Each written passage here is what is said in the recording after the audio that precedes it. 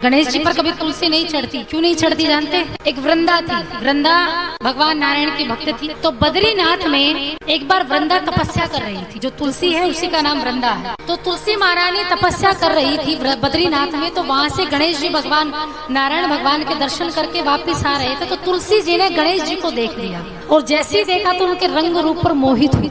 तुलसी जी बाहर आई और गणेश जी को रोक लिया। अब गणेश जी ने कहा मुझे क्यों रोका?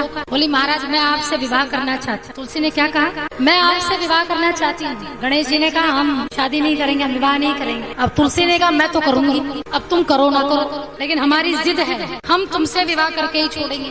अब तुलसी महारानी जिद पर अड़ गई। गणेश जी ने कहा हमने कितनी बार समझाया, लाख बार समझाया या 1000 बार समझाया, परंतु हम आपसे विवाह नहीं करेंगे। तुलसी को क्रोध आया क्योंकि गणेश जी ने साफ मना कर दिया, तुलसी जी के मुख पर मना कर दिया कि हम तुमसे विवाह नहीं करेंगे, बाकी किसी से भी विवाह कर लेंगे। तब वृंदा ने गणेश जी को ये श्राप दिया था कि तुम मुझसे विवाह नहीं करोगे, कभी ना कभी तो किसी से तो करोगे, लेकिन मैं तुम्हें श्राप देती हूँ कि तुम्हारे भाग्य में एक नहीं 2-2 पत्नियों का आगमन होगा। वृंदा ने क्या दे दिया? श्राप दे दिया। अब गणेश जी बोले जब मिलेगा तब का तब देखा जाएगा। जहाँ गणेश जी ने बोला केवल तूने ही मुझे श्राप नहीं दिया, मैं भी तुझे श्राप देता हूँ कि जाओ तुम असुर के यहाँ पत्नी बनकर रहोगी। और यही नहीं, मेरी पूजा में अगर किसी ने तुलसी का दल चढ़ाया तो मैं उसके समस्त जीवन के पुण्यों को समाप्त कर दूंगा।